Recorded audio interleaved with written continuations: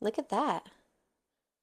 If you're looking for a great detachable milk frother, check out this one I just purchased on Amazon. This is the Maestri House milk frother, and I'm going to share in this video why I purchased this one and why I'm switching from my first little milk frother that I originally purchased and decided to get this one. Hi everyone, I'm Veronica, a former professional chef turned homemaker, and I love sharing all kinds of kitchen tips and tricks, and especially tutorials on how to use small kitchen appliances. And recently I shared my review of the New England Stories milk frother wand, and I'm not going to say this was a bad product. This has actually been really great for our family. I've been using it for our hot chocolates in the morning and our coffee drinks and to froth soy milk, and it's worked really well.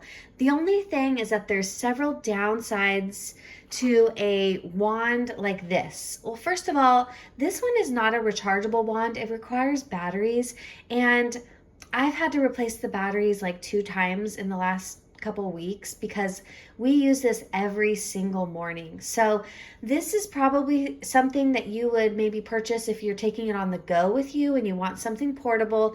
This would be really great. They have other ones that are rechargeable, so I haven't tried those, and that's probably a good option also. But the basically the amount of milk that you can froth at one time with this little wand is basically enough for one person. But in the morning, we actually have a few people that drink frothy milk and hot chocolate. So I realized for our family specifically, we needed a larger milk frother like this one. Okay, so let's unbox this and see what's actually inside. And we're gonna do a little test run with some unsweetened Edensoy soy milk, which is so good. If you haven't tried that soy milk before, it's packed with protein, has 12 grams of protein, and it's really great. Okay, so here's everything that came inside of the box. There is instructions right here. Then there's like a quick tutorial on how to use it, as well as some tips for selecting the whisk. This, I think, is a cleaner. This is like a little sponge that you can use to clean out the inside of the carafe here. Now this is detachable. It sits on top of the heating device. And the reason why I purchased this one is because it can go in the dishwasher. This piece right here can go in the top part of the dishwasher. Now there's other milk frothers that are available that are actually selling way more every month, but I don't think people are realizing that you can't put those ones into the dishwasher because it's all one piece. So I'm realizing this is the best type of design to have it be detachable like that.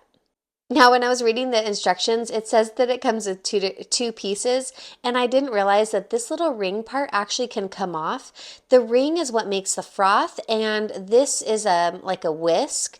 So you can actually do this without the ring, or so just so you know, it comes off, and that's what they're talking about. I thought maybe it was missing a piece, but basically to make milk froth like that, you put it in there. It's magnetic, so it sits in there. And in the directions here, it specifically talks about non-dairy milk, and they recommend barista types of milk over plant milks because it has a richer milk foam. Basically, they want to suggest that you use a higher protein plant milk to make it the best foam. So actually this is why this one, this Edensoy organic soy milk, since it has 12 grams of protein. I recently shared a video where I compared this one with another brand. Most other brands have just 9 grams of protein, so this one is actually probably the highest protein soy milk that you can buy. It's not the barista version of soy milk, but this one I think is a better option because there's no fillers and it's just soybeans and water. And let's see how it froths up in this milk frother. Now I have already gone and washed all the parts so they're nice and clean.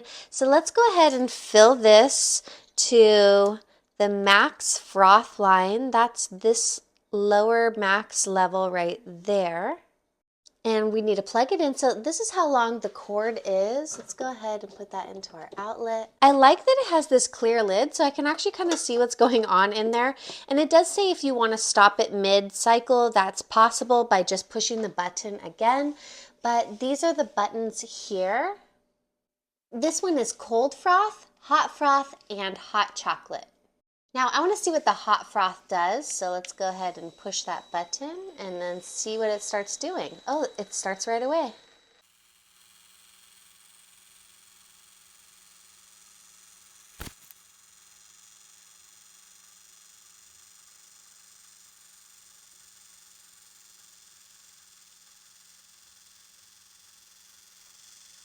Okay, so it's been about a minute and a half and it is starting to get hot to the touch. There's a lot of steam already building in there. So let's see, I'll let you know when it's done. Okay, so it just beeped and it's done. It's been, I'm gonna say about 2.5 to 3 minutes. Now the directions did say to use cold milk and I did not use cold milk. I used room temperature milk, but let's just go ahead and pour this in. Oh, it didn't really froth up, but it did heat the milk, so that's kind of nice. Because sometimes when you're heating milk, it can like overflow. So this would be a good milk warmer. Okay, we're gonna do another experiment. This is some organic Trader Joe's soy milk. This one is cold, so let's just see if a 9 gram of protein soy milk that's cold will froth up. That one has less protein, but it's cold, so I guess we'll see the difference here. Okay, so this is a little bit different too because this is actually not heating the milk, so I wonder if that makes a difference. Okay, let's try it with this handheld one. I've been using this and it's been working really well every morning. Okay, see, it's frothing it up really well, but it's not heating it. So that's the difference between what we just did with that first experiment and this little wand here.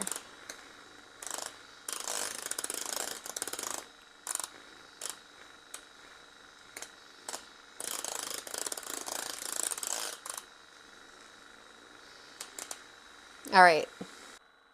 So that one is the Edensoy milk, nice and frothy, but room temperature. Let's see, I'll just pour a little into here so you can see.